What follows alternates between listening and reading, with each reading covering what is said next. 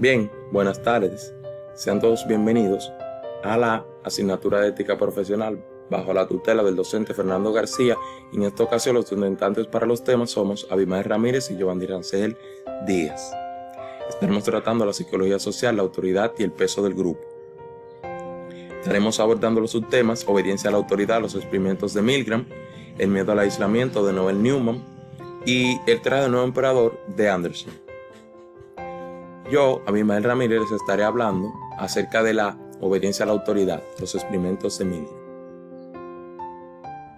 Bien, la pregunta central del tema es la siguiente: ¿podría una persona normal llegar a torturar o asesinar a alguien solo por obedecer órdenes? ¿O tendríamos que llegar a la conclusión de que se trata de un perturbado? Para esto, Stanley Milgram, quien fue un psicólogo social, cuyo legado es uno de los más importantes en dicho campo. Sus extrovertidos experimentos sobre la obediencia demostraron hasta qué punto el ser humano es capaz de obedecer a algún tipo de autoridad. Sus experimentos han sido objetos de varias críticas. Además, su trabajo abrió el debate que contribuyó a generar los procedimientos éticos en los que se puede desarrollar este tipo de investigaciones hoy en día. Stanley Milgram acudió el término de estado agéntico, un estado en el que las personas realizan acciones contrarias a sus propios valores, y su investigación demostró la peligrosidad que encierra la predisposición que tenemos los humanos a obedecer a la autoridad hasta llegar a despojarnos de nuestros sentidos de responsabilidad. Bien, esta pregunta la realizó Milgram basándose en el caso de el alemán nazi Adolf Eichmann, quien a finales de los años 70 fue juzgado por los crímenes que había cometido durante el régimen nazi. El mundo entero se preguntó cómo era posible que una persona llegara a cometer semejantes atrocidades a millones de personas inocentes. Muchos pensaron que Eichmann tenía que ser un loco o un sádico, y que no era posible que fuese como el resto de las personas normales que caminan junto a nosotros cada día en las calles. Eichmann no parecía nada distinto a los demás, parecía ser un hombre completamente normal e incluso un padre de familia que había vivido una vida corriente y afirmaba no tener nada en contra de los judíos. Cada vez que le hacían la pregunta de por qué había cometido esos crímenes, respondía lo mismo: solo seguía órdenes. Es a partir de este caso cuando el psicólogo empieza a hacerse preguntas si somos capaces de matar o torturar a una persona por el simple hecho de obedecer órdenes, y realiza un experimento.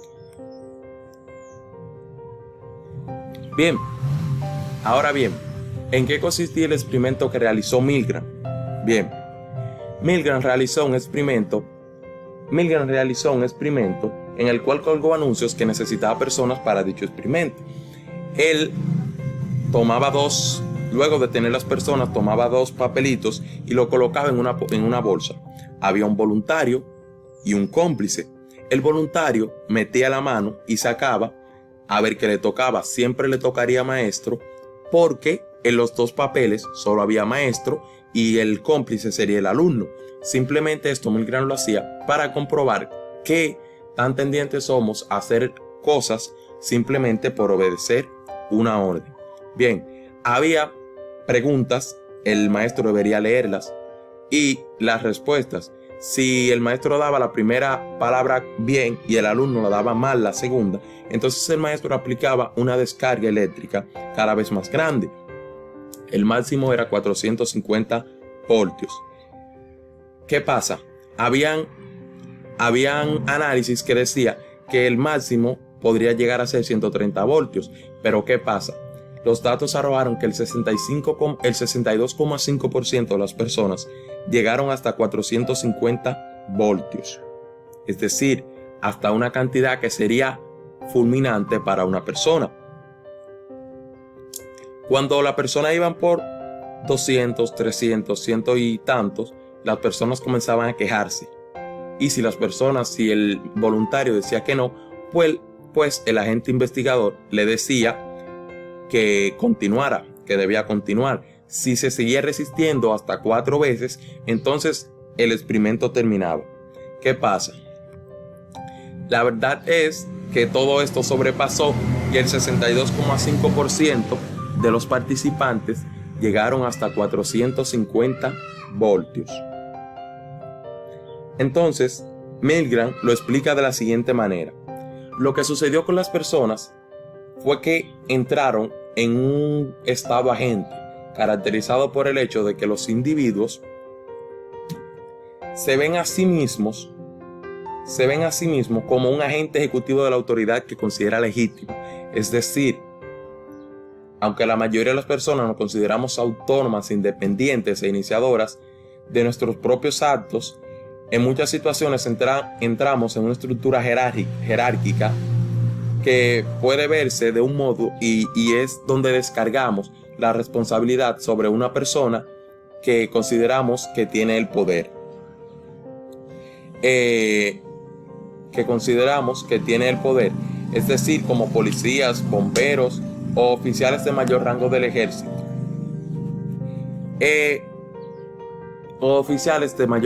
ejército. Estos son algunos de los logos que nos hacen activar la obediencia a la autoridad.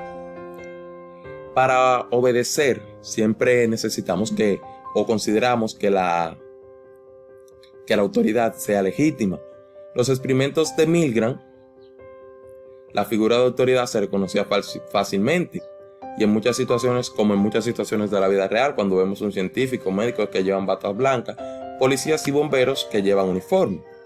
Bien, por este motivo era que Eichmann, el nazi del cual hablábamos al inicio, explica que él solo seguía órdenes. Bien, sabemos que cuando una persona entra a una institución jerárquica, debe aceptar que en mayor o menor medida sus pensamientos son regidos por la ideología de dicha institución. Es el caso de los militares, que era el caso de Adolf Eichmann, el nazi, el cual era juzgado en el año 70, de donde surge la pregunta y de donde nace a Milgram realizar los experimentos. Bien, entonces, ¿qué es lo bonito? Que luego que Milgram realiza el experimento y obtiene los resultados, lo lleva de nuevo a la primera pregunta. Y es la siguiente. Es donde Milgram se pregunta si una persona normal llegaría a torturar o asesinar a alguien solo por obedecer órdenes, o tendríamos que llegar a la conclusión de que se trata de un perturbado. No. El experimento de Milgram arrojó que una persona puede llegar a torturar a alguien por el simple hecho de obedecer órdenes. Como decía Milgram, la persona entra en un estado agente donde se ve a sí mismo como un individuo ejecutivo de la autoridad que considera legítima, como ya mencionábamos. Entonces, este es el caso de Eichmann. Eichmann decía que él solo obedecía órdenes porque, como ya mencionaba, había entrado a una institución jerárquica donde debía aceptar que sus pensamientos no eran los de él, sino regidos por la ideología de dicha institución. Entonces este era el punto del que él partía para decir: solo obedecía órdenes, no soy culpable. O sea, el estado agente en el que él estaba lo había llevado a obedecer esas órdenes que le daban sus superiores. Ahora Milgram tiene culpa.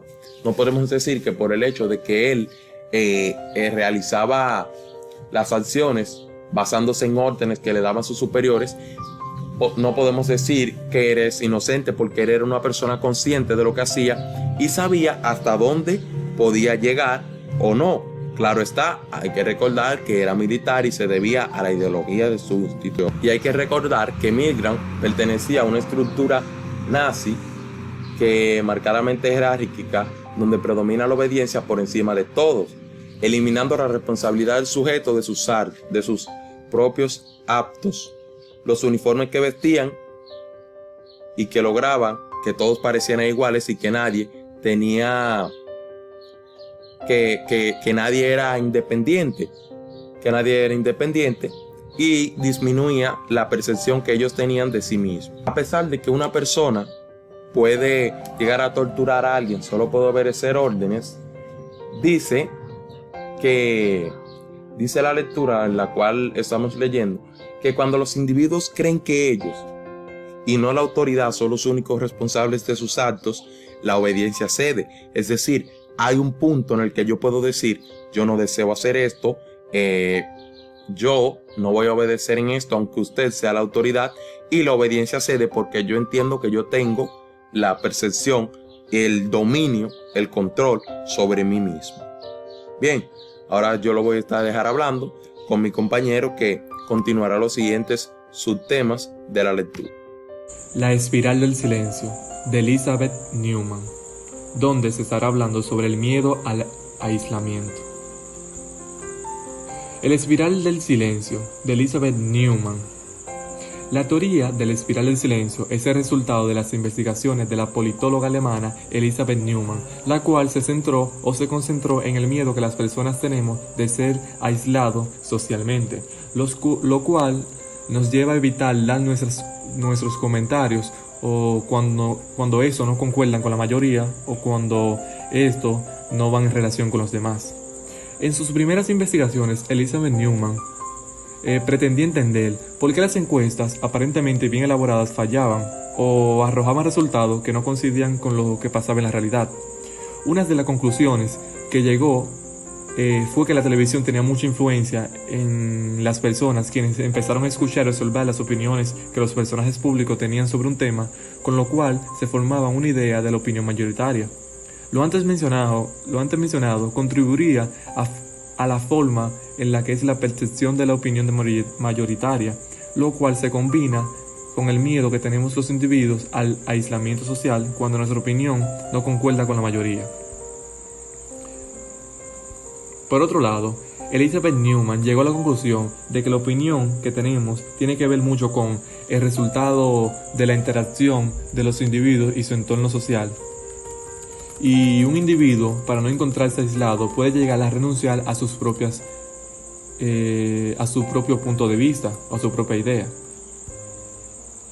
El temor al aislamiento nos lleva a dos aspectos de la opinión, los cuales son el miedo a ser excluido por pensar diferente, y las opiniones mayoritarias pueden poner en duda nuestra opinión. Vamos a poner un ejemplo sobre el aislamiento como motivo. Un grupo de personas no están de acuerdo con la adopción de las parejas homosexuales. Sin embargo, una persona cualquiera llamada Pedro está de acuerdo con la adopción de parejas homosexuales. Pero hay un problema. Pedro se da cuenta que su opinión hace parte de la minoría, sintiendo miedo a ser aislado o rechazado por los demás. Por tal motivo, Pedro decidió evaluar su opinión y decide adecuar su opinión a la mayoritaria para no ser aislado o excluido del grupo de personas por pensar diferente. Él llegó a esa conclusión para no ser aislado por pensar diferente y por el entorno que se encontraba decidió cambiar de opinión, lo cual generó un cambio completamente en su conducta. La teoría de la espiral del silencio postula que las personas tienen miedo de ser aislados del ciclo social por no tener la misma opinión. El miedo al aislamiento como motivo nos lleva a lo siguiente. El experimento de Ash demuestra que pocos individuos confían en sí mismos. Temiendo al aislamiento más que el error, aseguran compartir las opiniones de la mayoría. Ahora otro ejemplo es, el ejemplo que explica la cita antes mencionada es cuando el psicólogo social Solomon Asch realizó el experimento donde se le presentaban líneas en algunos sujetos y ellos tenían que decidir cuál era la más parecida a la otra, lo cual después de varias rondas un individuo no tiene la misma opinión que los demás respecto a las líneas, lo cual se sintió bajo presión porque su opinión era minoría delante de la mayoritaria, lo cual tenía miedo de ser aislado más que de tener miedo a decir el error. Con lo cual, este experimento realizado Ash queda demostrado que el ser humano evita dar su opinión o comentario cuando éste no concuerda con el de los demás. Ahora bien, ¿cuál es la diferencia entre el método de investigación de Ash en el laboratorio y el método de encuesta con preguntas? El método de Ash posee una atracción y una clase de fuerza de persuasión completamente diferente. Ash trabaja en la tradición de los llamados experimentos laboratorio. Puede controlar hasta el último detalle relevante la situación experiencial, como es la conducta y la organización.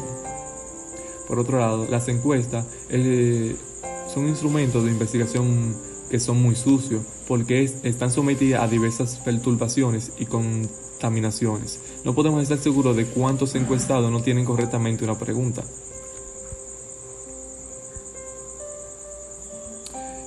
Temían al aislamiento más que el error. Con esto queda claro que los resultados que arrojó Ash, que los seres humanos por el miedo a ser aislados guardan sus opiniones porque no van con la de la mayoría, y por miedo a ser aislados no las dicen. Muchas personas temen a no ser aceptados por no tener la opinión como la tienen los demás, que al mismo error de estar equivocados deciden no dar su opinión. Muchas gracias, hasta aquí ha sido la exposición y espero que le guste.